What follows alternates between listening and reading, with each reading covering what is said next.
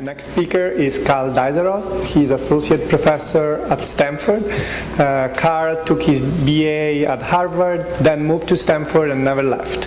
And so he took a PhD and an MD at Stanford, and now he's professor. Karl is one of these rare examples that we will all would like to be, and don't ask him how old he is, but we didn't have enough room to put all the prizes that he won in the bio, for example. And I heard some time ago someone congratulating him for the Nobel Prize they will get. So we'll see, but we'll see why his work is so important for the neuroscience community at this point. So thank you for the invitation. Does that sound okay? Everybody can hear? Okay. I'm looking forward to sharing some of our work to this community. A very fascinating day of lectures, particularly on imaging in primates, and there are aspects in which some of our work may help synergize with some of that literature, but also quite separately, there are opportunities for understanding not just systems neuroscience, but questions of disease, particularly psychiatric and neurological disease.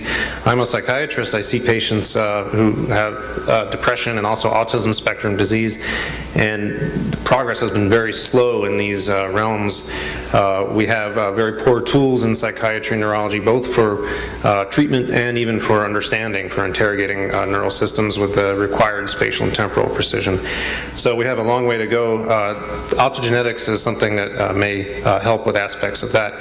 This slide helps frame the magnitude of the challenge. What I've shown here are the symptoms of schizophrenia, which are debilitating symptoms. They are devastating for the patient, for the family, for society. They're often fatal. They can lead to suicide. They're certainly also at the same time clinically hard to quantify and hard to measure. There are no lab tests, really no imaging tests that will work on the level of an individual. There are a few microanatomical features that are interesting, though, and if you look, what's shown here are the red dots are parvalbumin, or fast spiking neurons, and let me see if I have a pointer here. I think there's not a pointer, but the fast spiking cells are shown here in red. I hope you can pick them out.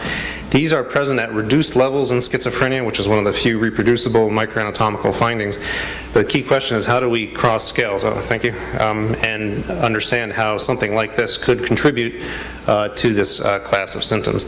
So obviously we'd like to be able to control the cells, turn them on or off at will, matching the temporal precision needed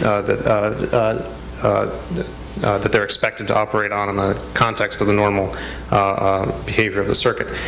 And the way we have chosen to address this sort of challenge is through something we call optogenetics. This is combining genetics and optics to achieve gain or loss of function, just as a geneticist would, but not of genes, instead of well-defined events like action potentials or specified trains of action potentials or patterns within specific cells of living tissue, even within freely behaving mammals.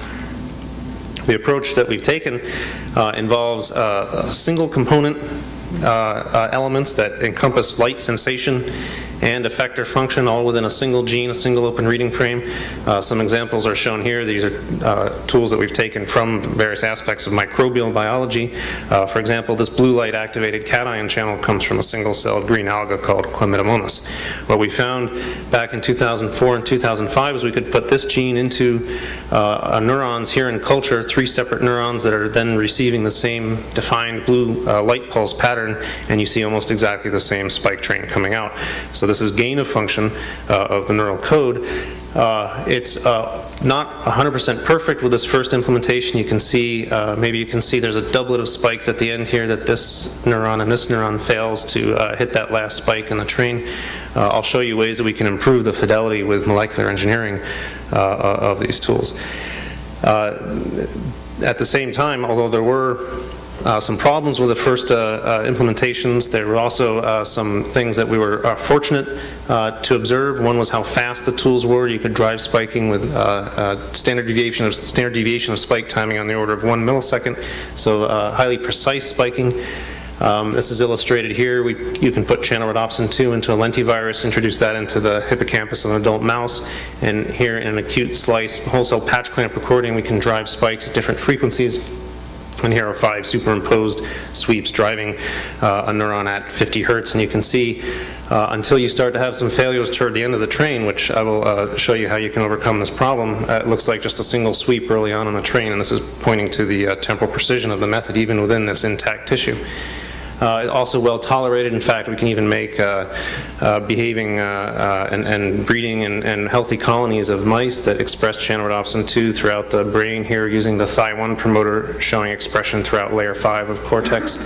And you don't need to add any chemicals or drugs. There are native retinoids, which happen to be the chromophore for the microbial opsins that are already present in all vertebrate tissues that we've looked at. Now, I will touch on some aspects of development after those initial observations in cultured neurons. A lot of work was required to make it versatile and generalizable. We've expanded the toolkit with different colors of light, different kinds of effector function. We've done a lot of molecular engineering, which is quite interesting from the biophysics standpoint, improving the speed, sensitivity, reliability, and other features.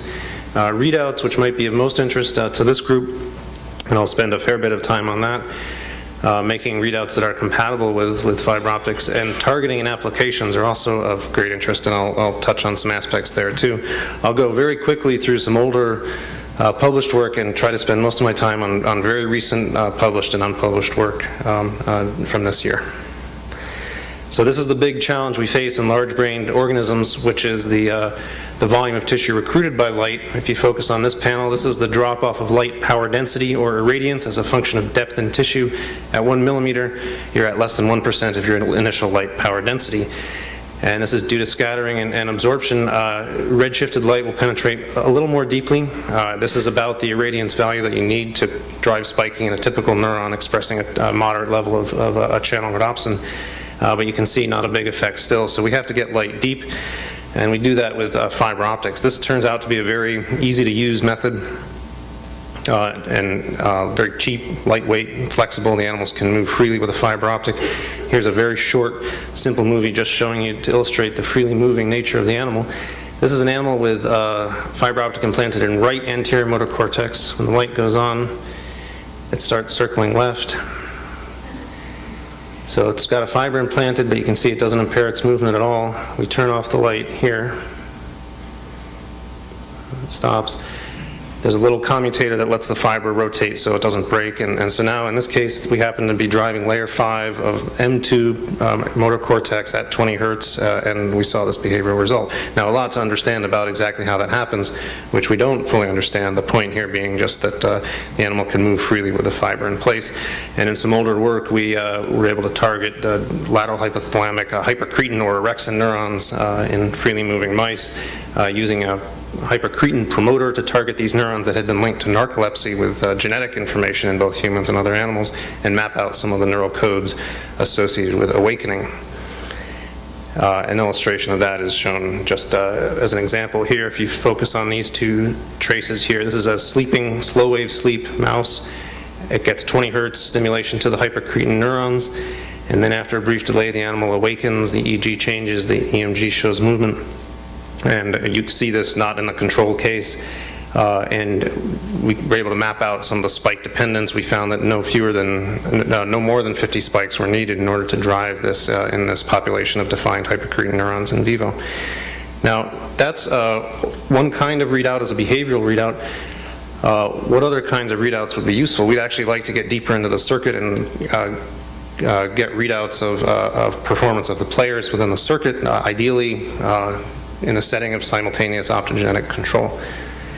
Now, you could do this by imaging and do an all-optical experiment. This is the action spectrum of channel rhodopsin 2, and you can use a calcium-sensitive dye on one end or a voltage-sensitive dye on the other and get an optical readout of activity as well. And we've shown you can actually do this. This is a voltage-sensitive dye, a set of recordings, 5 hertz or 20 hertz, driving a defined cell population in a hippocampal slice, and you can see quantitatively tractable different responses measured by the voltage-sensitive dye coming out. Now, this works, but I really think the most exciting thing is the interaction of optogenetics with other kinds of readouts, in particular electrical and MRI. Here, this is illustrating the key advantage. This is a fusion of a fiber optic and a recording electrode, and this is our first generation version. We call this an optrode, and you can actually record from the tissue as you stimulate, because you can set things up so there's no optical artifact when you stimulate. And so here, a blown up trace, you can see no electrical artifact at the onset or offset of the light pulse. You're actually able to see what the circuit is doing as you record. And this is something that has confounded, for example, the study of deep brain stimulation, where when you deliver a high frequency pattern of stimulation, you have an enormous artifact problem. You can't see what's happening in the circuit. Are the neurons being more active, less active, synchronized, desynchronized, etc. So that was the first generation. Now I want to share some unpublished work on the second generation. This is what we call an optetrode. It's actually capitalizes. It turns out that the fiber optic is a beautiful structural element for a multi-electrode set of elements. And you can actually attach 4 separate tetrodes. So you have a total of 16 channels around a fiber optic, and use that based on a tetrode-like drive to advance that into the brain and achieve very stable recordings over months in intact, freely moving mice. The whole thing weighs less than 2 grams, so a mouse can bear it freely on its head and as I'll show you in the next slide, move freely. And this footprint is actually much smaller than that you would have with a typical 16-channel tetrode by other means. So this actually, it's, for example, in frontal cortex, here, medial prefrontal cortex of a mouse, it's classically hard to get well-resolved units. And here, in an animal that's freely moving in this open field apparatus, you can see the path tracing there. We were able to pick out a number of different well-resolved units with the tetrodes, and this is now allowing us to have multi-channel electrical readouts while we do optical control in a freely moving animal. So this is another kind of readout. Fmri is another very interesting kind of readout. And so you've heard a lot of beautiful talks already today. One question that interests me about Fmri is, as a psychiatrist, I'd like to know, are there populations of cells that are not able to recruit the same global pattern of activity in a disease state compared to the control state? For example, let's say dopaminergic neurons, are they unable to recruit the same pattern associated with reward or hedonic responses in the depressed-like state versus the healthy state? And these are fascinating questions, but very hard to do unless you have a way of selectively driving the dopamine neurons optically while doing a global imaging modality. And so we explored the fusion of optogenetics and Fmri. We call this OFMRI. And this actually works. You can, as shown here, you can actually take an adult rat. You can transduce cells in motor cortex with channel rhodopsin 2 here under the control of a chem kinase 2 alpha promoter. This governs expression in excitatory cells within the cortex. And you can make everything MR compatible, introduce the fiber. And the pattern we chose actually was 20 hertz, and I was quite fascinated to see 20 hertz sort of lying on an interesting point on the graph that you saw in a presentation earlier, where above 20 hertz you tend to see interesting positive correlations with the bold signal, and below that perhaps an anti-correlation. And so interestingly, 20 hertz is right on that cusp, and so it would be interesting to map that out in more detail. In any case, driving at 20 hertz, just focus on these 2 images. This is a control animal that received light in the scanner, but no opsin had been delivered, and we saw no bold type signal. Here, an animal that had received the opsin, you can see a nice bold signal. And here's the hemodynamic response function that we observed. You can see a little scale bar here at 10 seconds, and we were intrigued that a number of the kinetic properties of this, as the folks in the audience will readily recognize, seem to match or be quite correspond well to those that you would observe even in human beings in response to sensory stimulation, with a 3 to 6 second delay for onset, 20 or seconds or so of decay after stimulus conclusion, and undershoot and recovery. And so this was interesting that you could recapitulate all these complex dynamics with nothing more than coordinated drive of the local excitatory neurons and whatever is downstream then of those neurons. And so this was an interesting finding, and we and David Leopold both pointed out that this was potentially of interest in capitalizing on this property of trying to understand what might be downstream of these neurons to actually image and obtain global maps of activity in healthy or diseased states. But I haven't shown you anything about a global map yet. All I've shown you is bold responses locally at the site of stimulation. So here then is the challenge. Can you stimulate in a particular site, for example, cortex, and can you find responses downstream?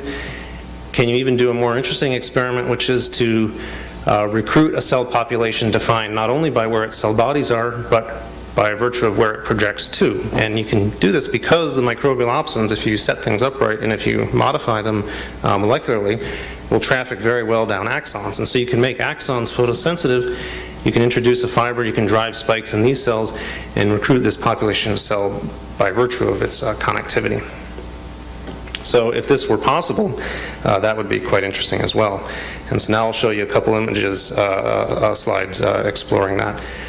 At Stanford, all we have is a 7T small animal magnet, actually quite weak, but it was what we had, so we used it. I think it's reassuring that, that you can see these signals at all, and I think people with stronger magnets will be able to see better signals. We found that you could indeed, still while driving in cortex, see nice signals, for example, downstream in ipsilateral thalamus. And you could do the experiment that I mentioned earlier. You can come and deliver light downstream to thalamus. And even though you actually delivered the virus carrying the microbial opsin elsewhere, if you do histology, you can see nice expression in motor cortex, but if you look down in thalamus, you can see the light, putatively light-sensitive axons expressing channelrhodopsin 2 fused to a yellow fluorescent protein. And indeed, this works. Here's the thalamic region, and here's the motor cortex region. And you can see a local bold response both in the thalamus and then back upstream in the ipsilateral motor cortex. Now, of course, a number of caveats about this. Certainly one issue which you're all familiar with is that the absence of a signal doesn't imply a lack of connectivity or important connectivity, but where a signal is, that's certainly of interest. And the signals we find are quite reproducible and tractable from animal to animal, case to case, and this is something that may provide the foundation for achieving these global maps of the causal effect of a defined cell population, both in the healthy state and in the disease state. So that's another kind of readout. We talked about fast optical voltage-sensitive dyes, multi-unit recording with optetrodes, and then Fmri. Now, as you're all looking at this, you're thinking, well, it would be great to make this more complex too. It would be great to drive different populations of projections from one region to another, see how they synergize, maybe how they gate or antagonize each other, what kinds of computations happen if you could drive two different populations independently or inhibit one population while driving another. And so the rest of the talk then will be our efforts to kind of build up that sort of repertoire as well. And as I go forward, you can imagine how you can apply this sort of thing to, for example, an OFMRI experiment. The first thing I'll touch on is briefly is give you a flavor of how the molecular engineering can happen, and then I'll talk about expanding the toolkit to give you multi-channel control of both excitation and inhibition. So here's some of the problems that you can encounter.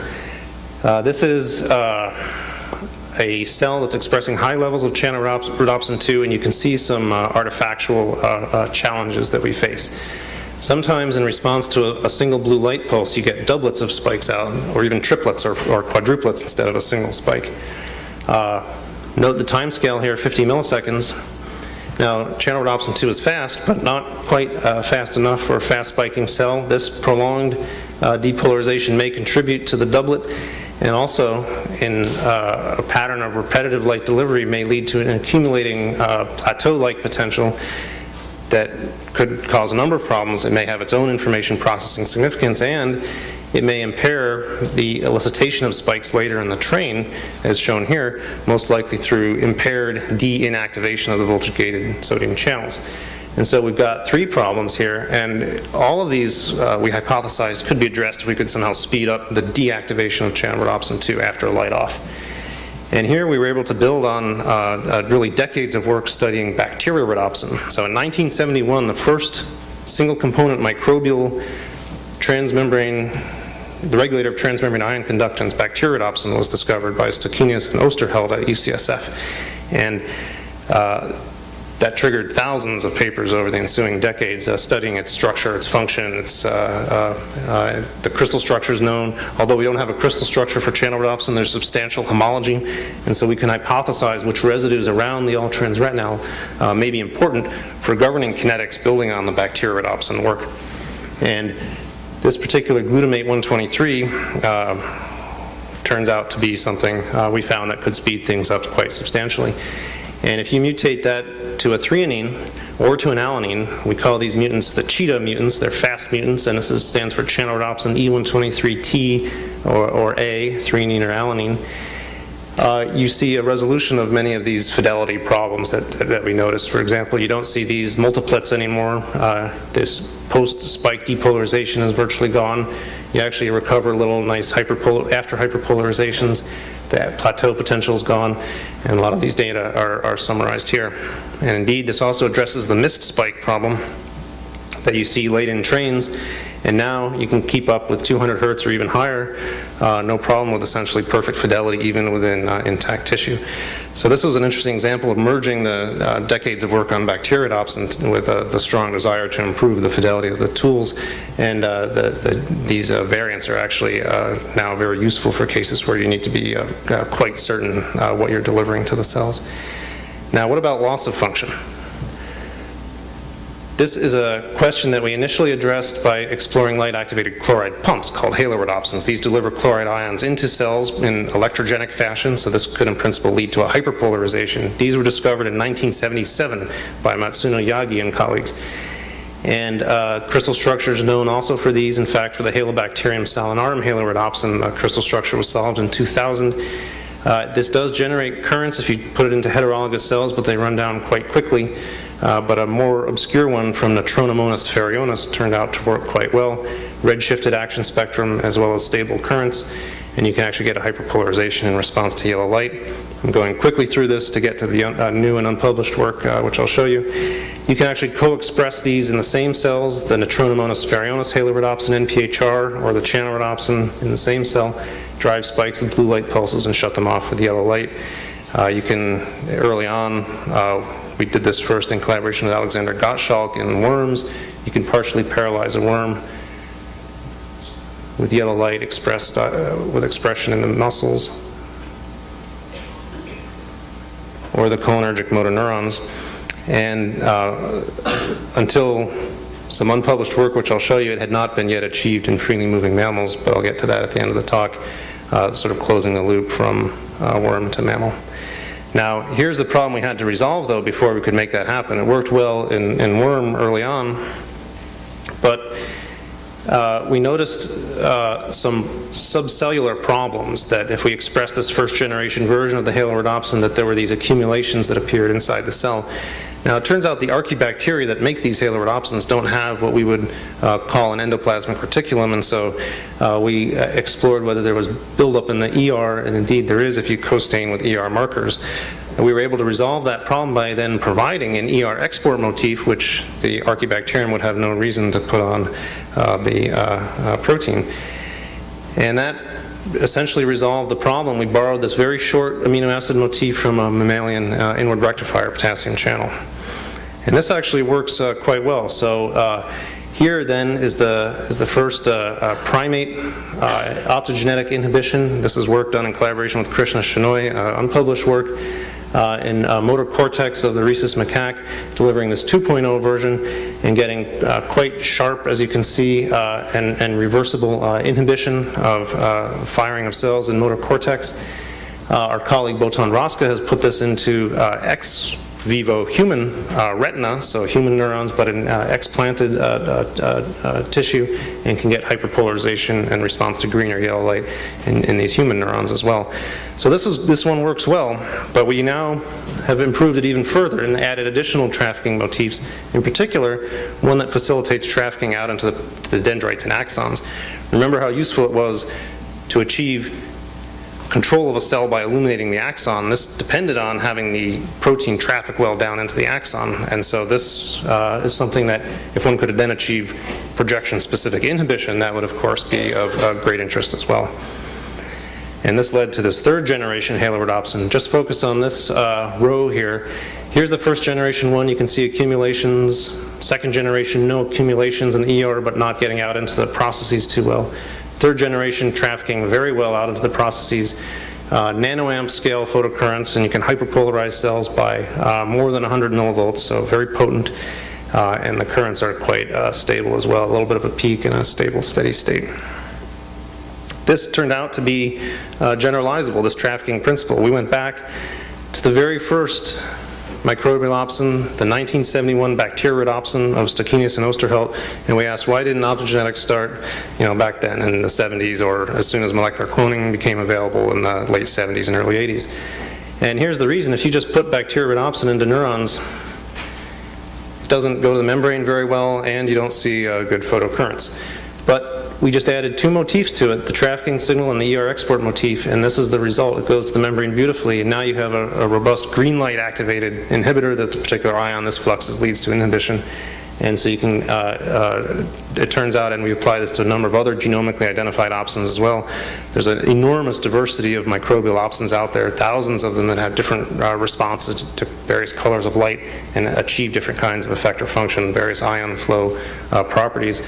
Most of them don't express well. It looks like it's really a trafficking issue, and we think we can unlock basically a large fraction of the diversity that's out there with this trafficking approach. Now, you can also get red light inhibition, even though the peak of the action spectrum doesn't shift with the trafficking modifications, everything is scaled up, and so you can now use the shoulder of the action spectrum, and you can get inhibition in the red, deep red or far red, right up to the infrared border, 680 nanometers. This is great, as you know. This is much more deeply penetrating light, safer to use, scatters less, gives you higher resolution. And so now you can start to imagine, think back to the Fmri experiments, now bringing to bear both excitation and inhibition at the same time, testing not just gain of function but loss of function as well, and exploring the contributions of cells to global patterns of activity. What about combinatorial excitation, though? I haven't really shown you that. I've shown you blue excitation and yellow or red inhibition. So now I'm going to show you some unpublished data that leads to our ability to achieve combinatorial excitation in vivo. Obviously, one thing that made green fluorescent protein so powerful was having red-shifted versions of it. This was essential to the combinatorial aspect of it. This allowed determination if one cell expresses two different proteins.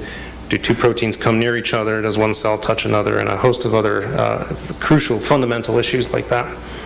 But having blue excitation and red-shifted inhibition is great for that purpose, but doesn't quite address the issue of combinatorial excitation. We'd like to drive one projection alone or in combination with another projection to a brain region. We'd like to drive a cell population alone or in combination with an interneuron or a modulatory population, and come to an understanding of the causal role of multiple populations in giving rise to circuit dynamics or behavior. And so now I'll show you some data culminating in the production of something called C1V1 that allows you to achieve that in vivo. Microbial opsins are present throughout all the major kingdoms of life in enormous diversity. Our genomics efforts beginning back in 2007,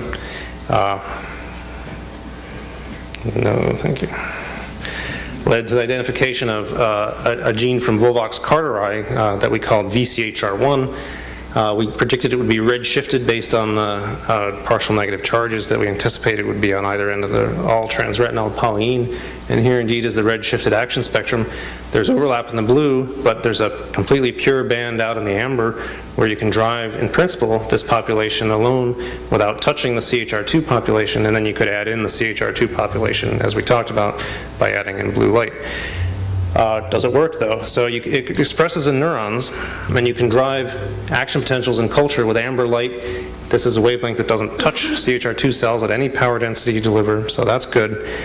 Unfortunately, as we showed in the first paper, the currents are quite small. For the physiologists in the room, 100 picoamps is good, it works in culture. Because of the scattering problem, though, this is not enough in vivo. You need typically about 5-fold stronger currents for things to be robust in vivo, perhaps 10-fold greater. And you can get a little bit of an improvement by turning up the light power density, but that doesn't give you quite enough. In any case, that's generally inadvisable. it's better to stay in this safe low to moderate light intensity range of less than 5 milliwatts per square millimeter. So over the ensuing few years, from 2007, 2008 until the present, we've been engaging in a process of improving VCHR1. All of this is unpublished, but it's culminated in something we call C1V1. What's plotted here is the photocurrents, 1 nanoamp, 2 nanoamps. I mean, these are enormous if you get above 1 nanoamp. What's here is fluorescence intensity, so as you can see, readily appreciate, most of our improvements have stemmed from improved expression of the protein. If we add the trafficking sequence that I told you about, it helps a little bit. If you make a chimera between VCHR1 and CHR1, another opsin from Chlamydomonas, not CHR2, but a poorly expressing opsin from Chlamydomonas. So here we're making chimera between two poorly expressing opsins. It actually expresses better. You add the trafficking sequence to that, it's better. If you add the cheetah mutation that I told you about, it gets better as well. If you combine everything, you've got this C1V1. It's actually the most potent channel rhodopsin out there, and it has no CHR2 sequence at all, which is quite interesting. And this then works quite well to drive spikes. Here's what the chimera looks like, by the way. 2 transmembrane helices from CHR1, the rest from VCHR1. And for the sake of time, just focus down here on this combination in vivo experiment. So what we have is a parvalbumin or fast spiking GABAergic population to which we've delivered a conventional blue light activated channel rhodopsin. And we did this using a Cre-dependent adeno-associated viral vector expressing channel rhodopsin to inject it into the brain of a parvalbumin Cre driver mouse that only allows expression in parvalbumin or fast spiking GABAergic neurons. So inhibition is blue light driven. At the same time, we introduced C1V1 into the pyramidal cell population using the CAM kinase 2 alpha promoter that I've already told you about that governs expression in excitatory cells within the cortex.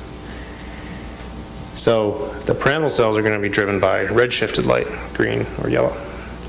We then had a combination optrode funneling in a purple laser and a green laser in through a fiber splitter into an optrode that we then advanced down into medial prefrontal cortex. And we then explored what happened. Now here we're driving the pyramidal cell population with green light, and then we add in the inhibitory population by adding in the purple light. Not much happens. The reason is that we've staggered the light pulses. So we've offset them a little bit, so the GABAergic cell population's effect is apparently no longer present by the time the green light is driving the pyramidal cell population. So here we're capitalizing on the temporal precision, of course, of the method and of the native circuitry. As we narrow that window, though, as we bring the light pulses closer together, we can then achieve a state where we've then inhibited the excitatory population by driving precisely timed inhibition coming from the GABAergic population. And this is a plot of the drop-off of that effect as a function of narrowing the window size. So this is then combinatorial excitation within the brain of an intact mammal.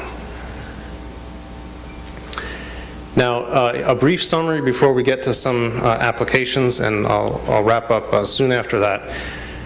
Here's a summary of the opsins that I've shared with you. These are the most potent ones, but as I mentioned, there are going to be hundreds or thousands more. The trafficking concepts will certainly help in leading to the translation of these new kinds of opsins to neurobiology.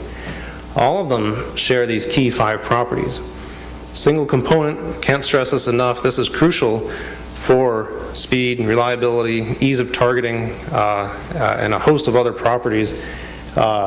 In fact, the fact that you don't need to add chemicals like the retinol is very important for achieving good control in behaving mammals.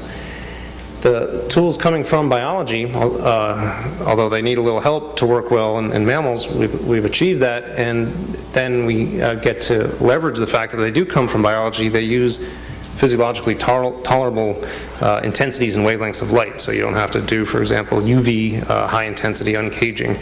And that is very important for tolerability.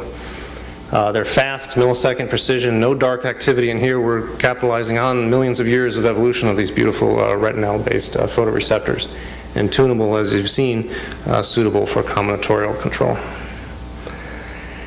Now, what about applications? So I'll go through some older ones quickly, and I'll try to get a little bit of time to cover some unpublished work and work that's in press. We did target the parvalbumin or fast-spiking cells using a Cre-dependent adeno-associated viral vector injected into a parvalbumin Cre driver animal, and we were able to find that the fast-spiking cells do favor the emergence of gamma oscillations, which in turn enhanced aspects of information flow between other steps of cortical microcircuitry. And for me as a psychiatrist, this was fascinating because it provided a potential link between the causal role of these cells and some of the information processing problems that are seen in schizophrenia. But I want to spend more time talking about reward and reinforcement. A year or so ago, a year and a half ago, we drove the dopamine neurons in freely moving animals. We injected into a tyrosine hydroxylase Cre driver mouse a Cre-dependent adeno-associated viral vector that we designed. There's an inverted channelrhodopsin gene that only makes garbage unless it's inverted by Cre, and then the strong promoter drives potent expression in the TH cells. If the virus is introduced into the VTA, that's going to be the dopamine cells, and the specificity is very strong. Greater than 98% of the photosensitive cells are indeed dopamine neurons. What's interesting is the expression looks strong. You can look in downstream accumbens, and you can see the fibers arising from the VTA that are investing the local nu-N positive neurons. We showed that this was not only specific but potent enough. You could drive, for example, single spikes or bursts of spikes with blue light pulses. And we then applied this using the fiber optic interface to a freely moving animal to see if we could govern conditioned place preference. And this is a very simple behavioral test widely used in studies of addiction and reward, where an animal is exposed to a reward or aversive stimulus in one chamber, and then the animal is later assayed to see if it prefers spending time in that chamber or not. And here, of course, the freely moving nature was crucial. You can see the animal can explore the chamber freely even with a fiber in place. What we found, here's one of those chambers now stood on end. Here's one chamber, here's the other chamber. And we did a number of different experiments pairing different patterns of dopamine neuron drive against each other. For example, if we gave the same number of light pulses in a phasic burst versus a slow tonic pattern, later after training, the animal much preferred to spend time in the chamber where it had received the phasic high-frequency burst of the dopamine neurons, even though the same number of light pulses had been delivered in both cases. I won't go through all the experiments for the sake of time, but a host of control experiments showed that there was not a non-specific effect on anxiety, locomotion, or other behaviors, and this was not seen in control animals.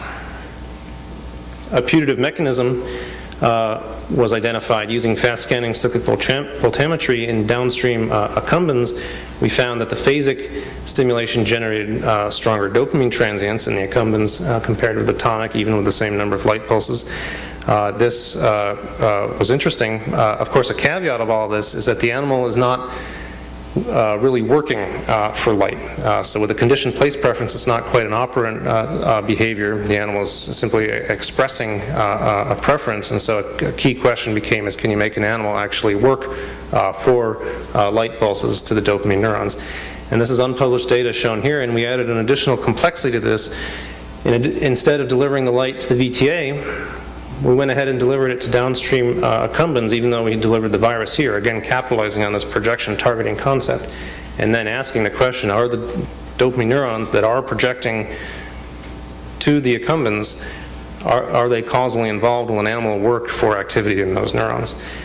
And here's a few examples of recent work. We have a nose poke assay where the animal a nose poke will trigger a phasic burst of light pulses.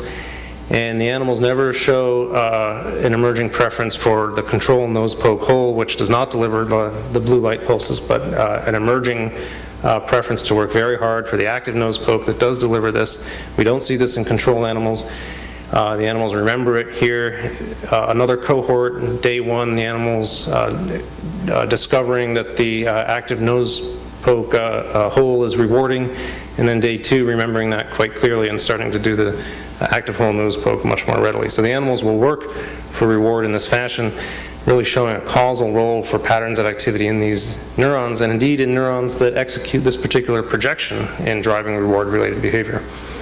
So this is something that you could not have really done with other means. At the same time, you might say, well, we all kind of thought dopamine neurons are involved in reward somehow, right? So how surprising is this? Well, it is nice to see. Actually, there is and still is, controversy in the field to the extent to which activity in dopamine neurons actually constitutes a reward signal. But we went further, and this is some work that's in press coming out in a couple weeks, where we delved deeper into the processing within the accumbens and found some quite interesting and surprising results. Here we explored the causal role of the cholinergic neurons within the accumbens in governing reward-related behavior. Now, these are very interesting cells.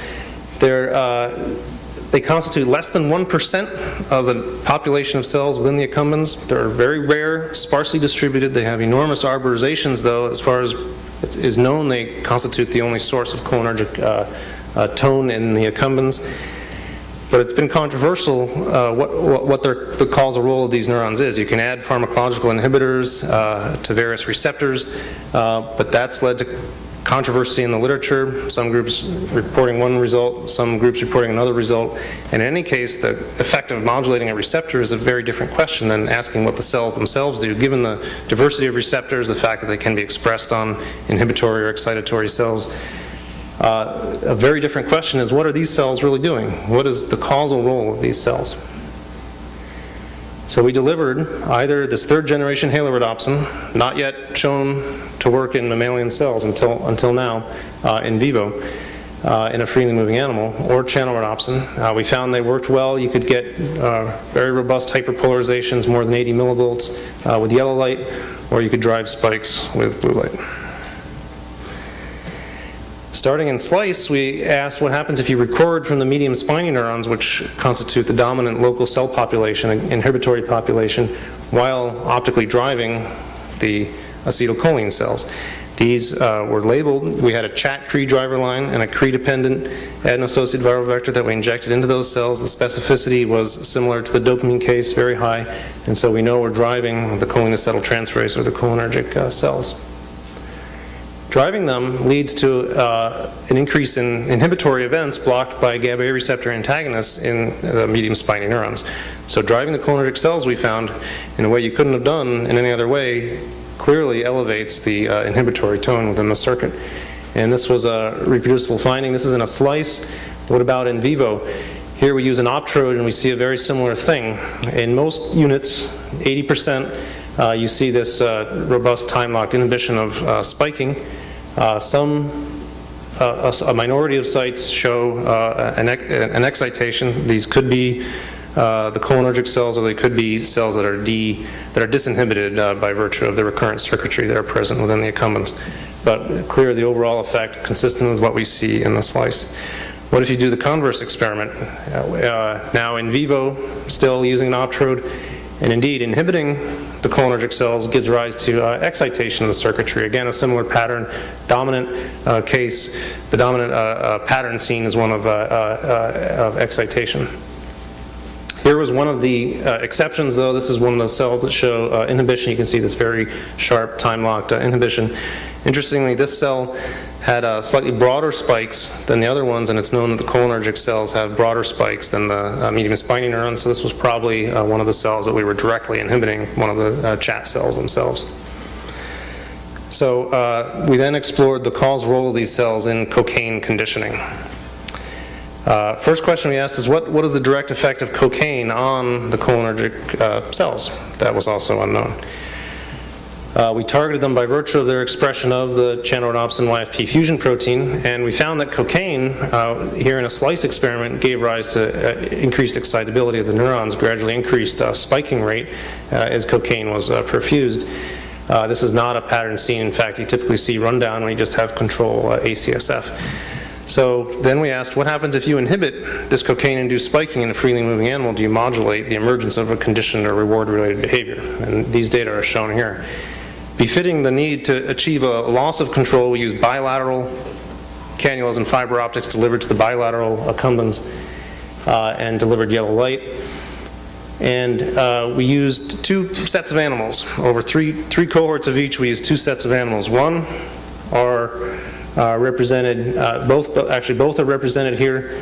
Here's effectively a control animal. These are Cre negative. They're litter mates. Everything was done identically to them in terms of surgery, light, pulses, everything, but they should not be expressing the inhibitor, NPHR 3.0. They're Cre recombinase negative. And here's the pattern you see upon testing. The animal prefers to spend time in the chamber where it received cocaine.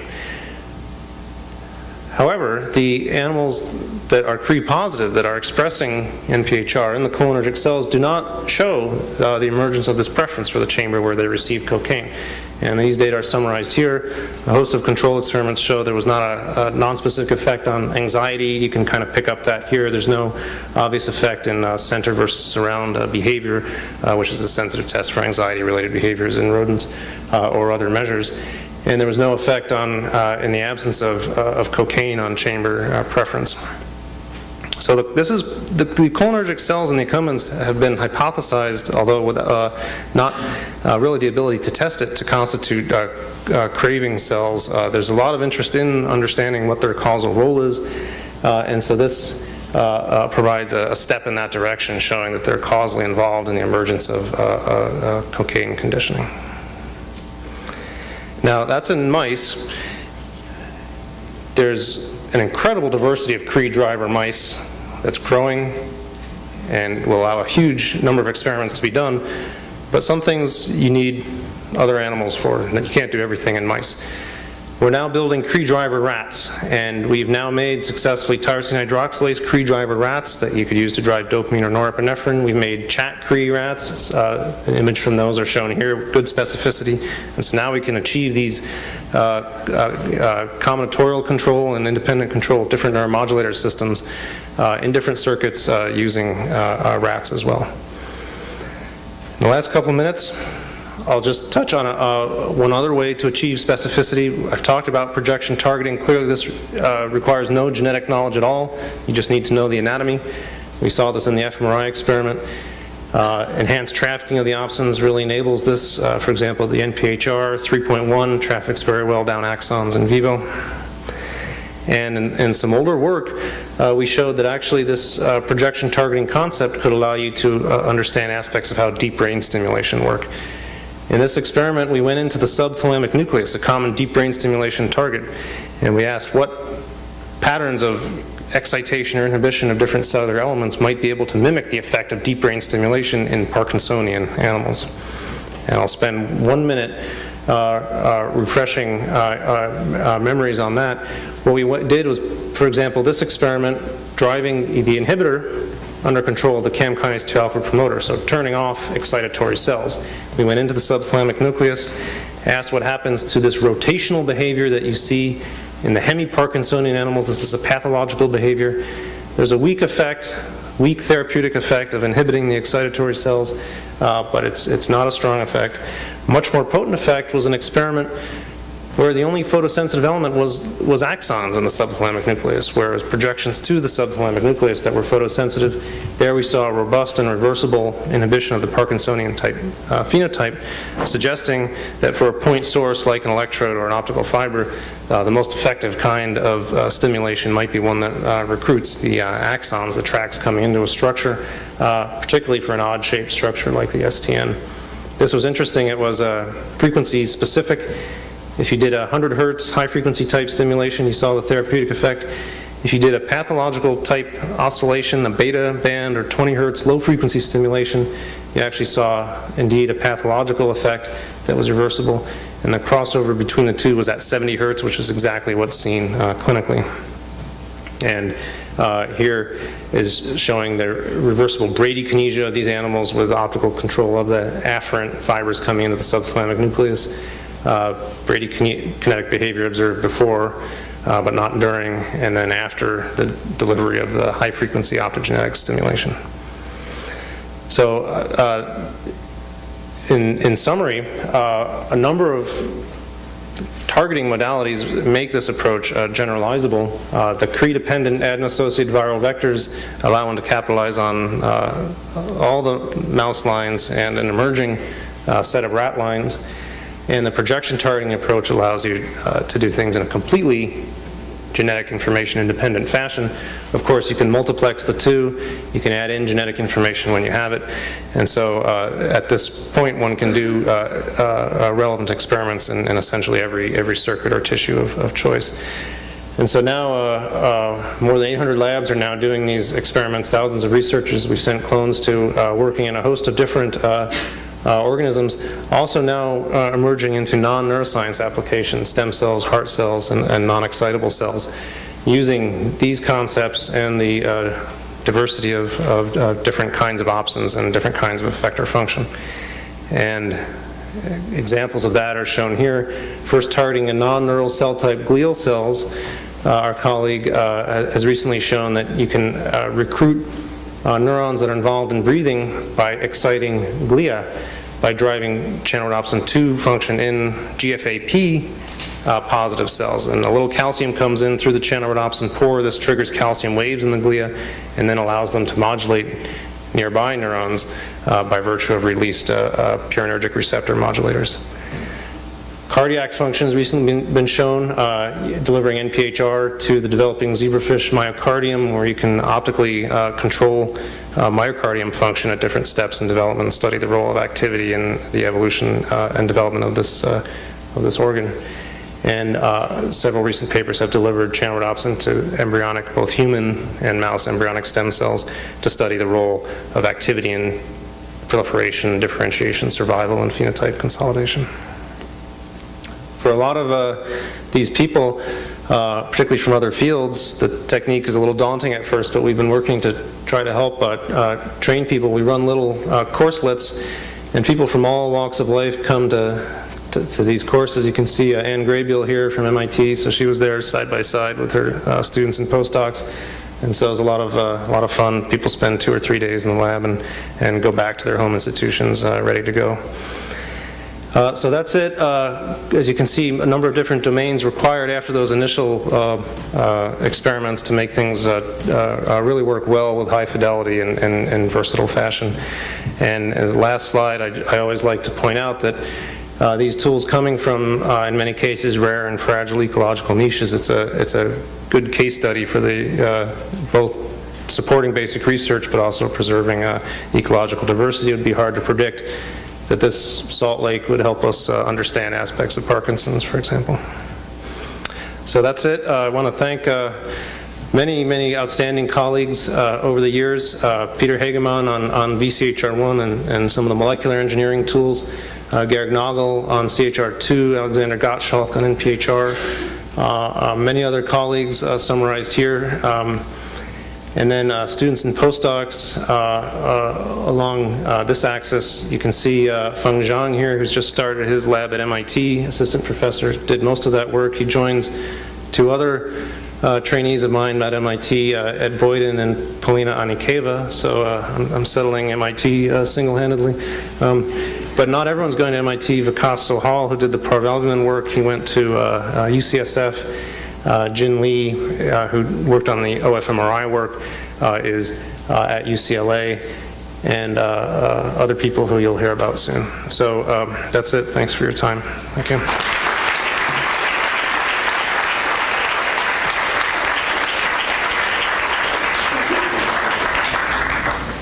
Okay, we have time for questions.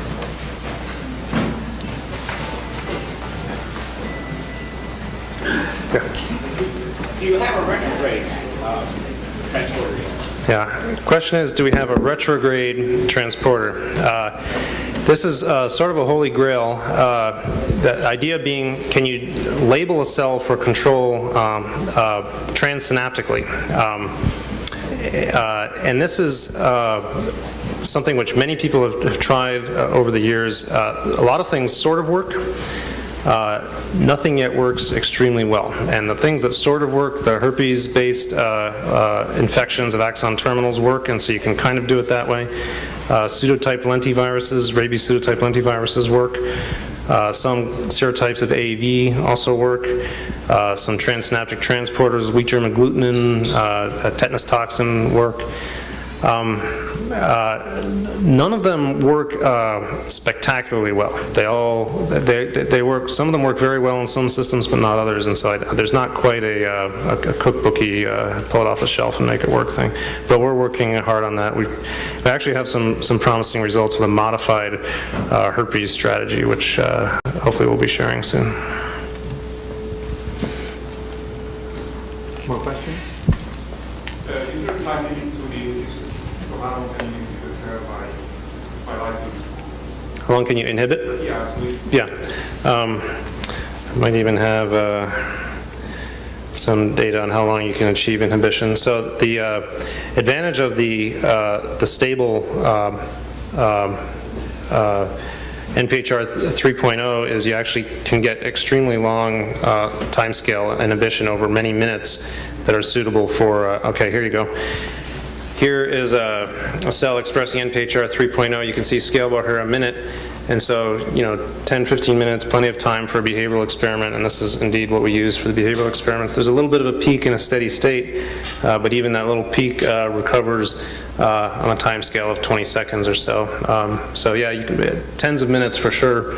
I don't know if you want to go longer. Okay. More questions? Okay, I have one.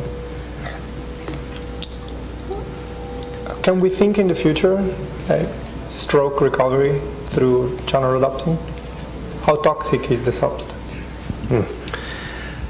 So clinical applications in general. So it's it doesn't look toxic. We've made mice that live normal lifespans. They breed. They express it throughout their brains. That's no guarantee that it would not be toxic in human, and it doesn't quite address the issue of immune, problems. If you introduce a protein that the animal hasn't grown up with, it may be viewed as foreign and trigger an immune response. I'm not really working or pushing or trying to achieve a direct clinical translation. I'm not trying to put these into people. I think if a niche is found for that, its significance will be dwarfed just by the basic science understanding that we get from animal models. And so I put 100% of my effort into just the basic science. That said, it probably will find some niche, and I suspect even if worst case there is an immune response issue, that can be controlled with immunosuppressants, which we do anyway in many indications.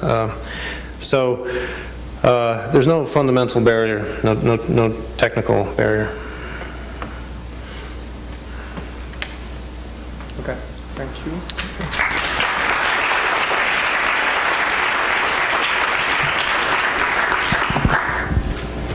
So we're going to have now a general discussion. All the speakers will go there, and I guess David will start. And do you want to come up? Yes.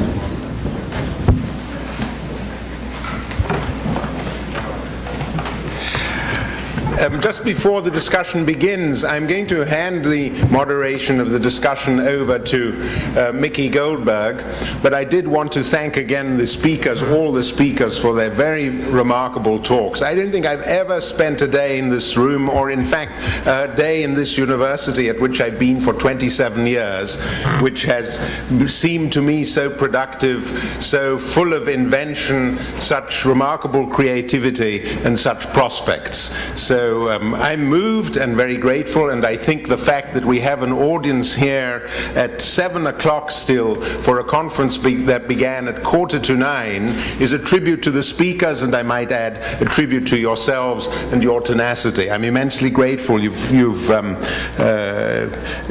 added a great deal of distinction to the events which we hold here at the Academy, and as a small reward, my staff will kill me for this, but they can't kill me for this because I make a small reward in a Christmas spirit and invite you all to our Christmas party, which is known for its festivity, next Wednesday, the 8th of December. Is it the 8th? Help, where's my staff? Next Wednesday, the 8th of... Is it the 8th?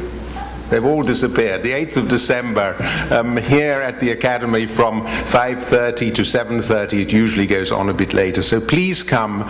Thank you so much for being here this afternoon. There will be a small reception outside for you to continue your discussions, but I now want to call on my... Oh, I want to say one thing about Franco. Franco is the sort of spiritus rector, Franco, of this event today. It was he who thought of most of the names. I think I take credit for one or two, but he really thought of most of the names along with Mickey, and he has actually been quite self-sacrificing, because I know that he prepared 10 minutes of commentary himself, which we would have loved to have heard from him. He was a distinguished fellow here, and he always kept everyone at our interdisciplinary seminars very much in line. I'm sure even in such formidable company, he would have kept you all in line yourselves. He's renounced that pleasure, and we're going to hand it over to Mickey. Thank you for coming. Thank you for being here. Mickey, the floor is yours.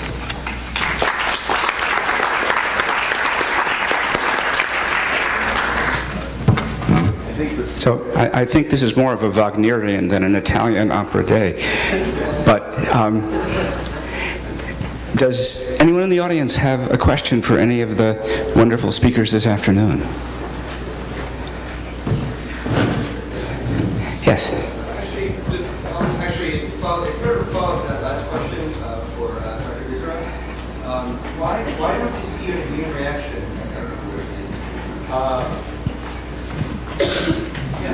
How come there is no immune reaction in rats?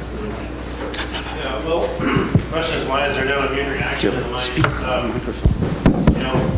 We've looked for that. Many immune responses, though, take longer to develop than over the time scale that we've looked. We typically assay them within 1 or 2 months. Sometimes these can take many months to develop in people. Obviously, the brain is somewhat immune privileged, and viruses, the AAVs, are not particularly immunogenic. So a number of factors contribute. It is an interesting question, and so I would say one could be cautiously optimistic that they would not be particularly immunogenic in people either, although it remains to be seen. But again, not the primary objective of the work.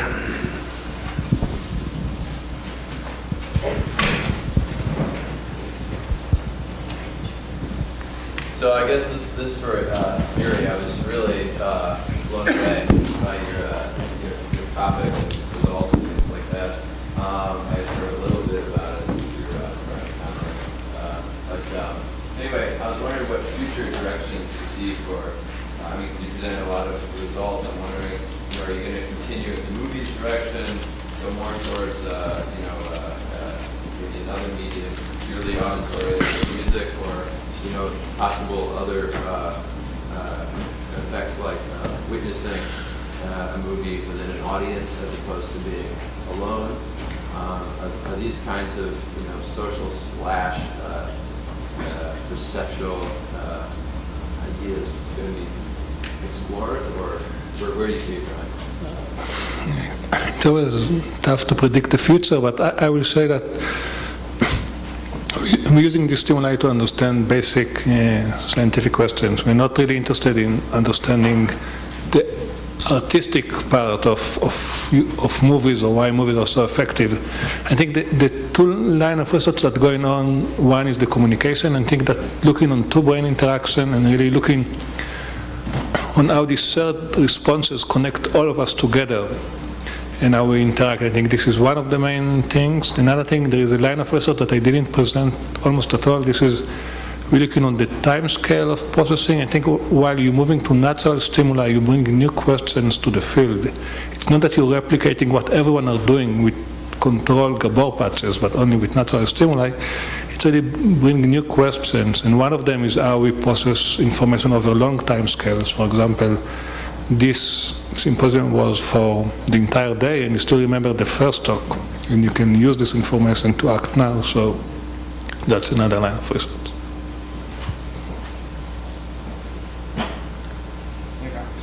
Friedrich, I have a question. I was thrilled to see you identify PITD as the best candidate yet for controlling attention. I have to wonder, there were all these functional imaging studies that searched in humans for just this thing. And from your neurons, it looked like it should have just stood out like a beacon. I wonder if you have any idea why it wasn't spotted. Yeah.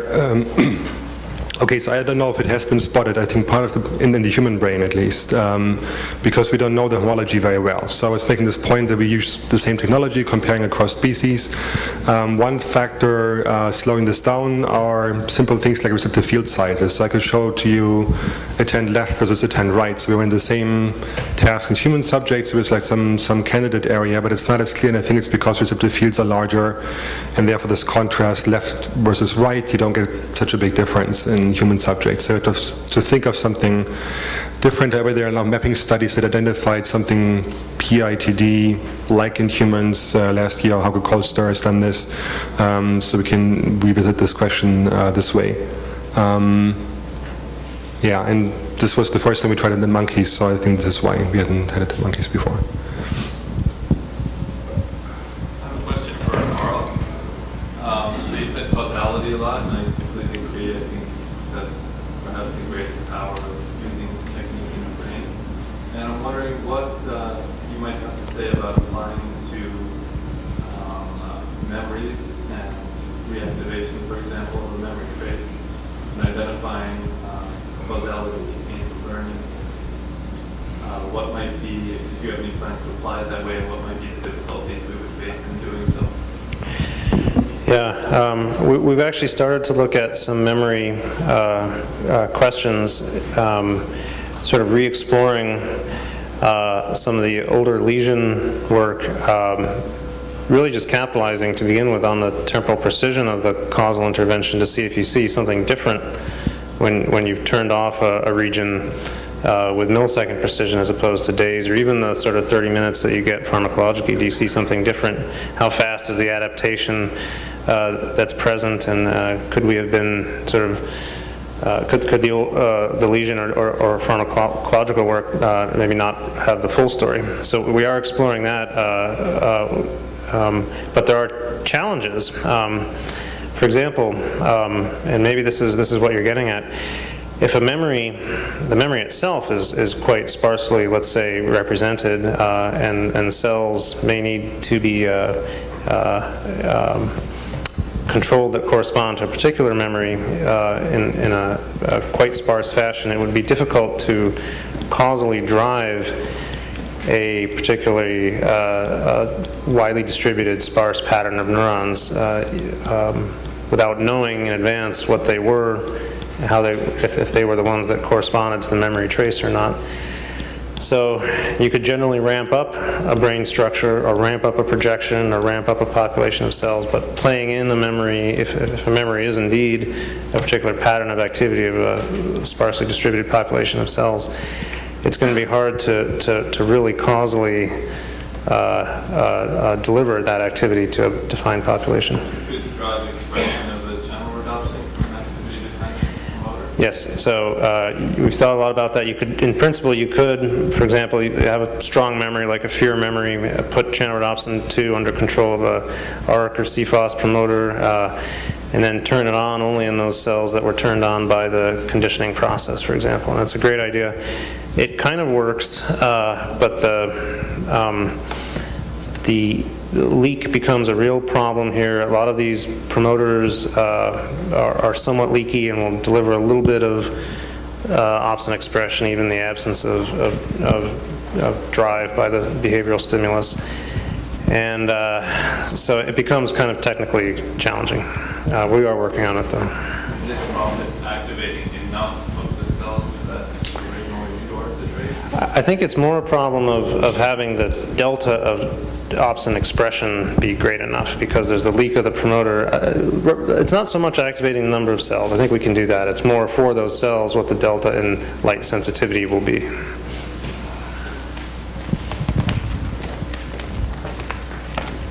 One last one. For Franco, the linear discriminator prominent in your results, there were times when that hyperplane would not perfectly split states, and I was wondering what kind of constraining influence do you think that is having on our analytical tools of decoding, and where can things go from here to be a little more Yeah, so it's a fairly technical question. In general, what we've found is that choice of linear classifier, as long as it's like a decent one, like linear discriminant analysis, support vector machines, if the data are generally multivariate Gaussian, you're okay. And so it doesn't wind up being a huge deal. Another issue is dimensionality. So there are many voxels in the brain, so you have many features when you do this classification process. And with Fmri data, we don't keep our subject in there for multiple days with a bedpan and an IV. And so you only get so many samples. So you need to reduce the dimensionality. Support vector machine kind of does it through focusing on the support vectors, or you could reduce dimensionality in other ways. In the end, I feel like the biggest factors that affect the quality of the data we can get are our experimental paradigm, the quality of the subjects, that they're just really super attentive and don't move and are willing to lie in the scanner for 2.5, 3 hours on a bite bar, and just thinking carefully about the questions and the analysis. I don't think it'll boil down to which linear classifier you pick. I mean, there are ways you could improve things, and we found ways, and we thought about, should we spend the time to write a paper on this? We boosted our decoding by 5%. But in the end, that's not really what we're out to try to do. It's more, is there information, and if we can get a good enough signal, how well can we leverage it to understand a cognitive question?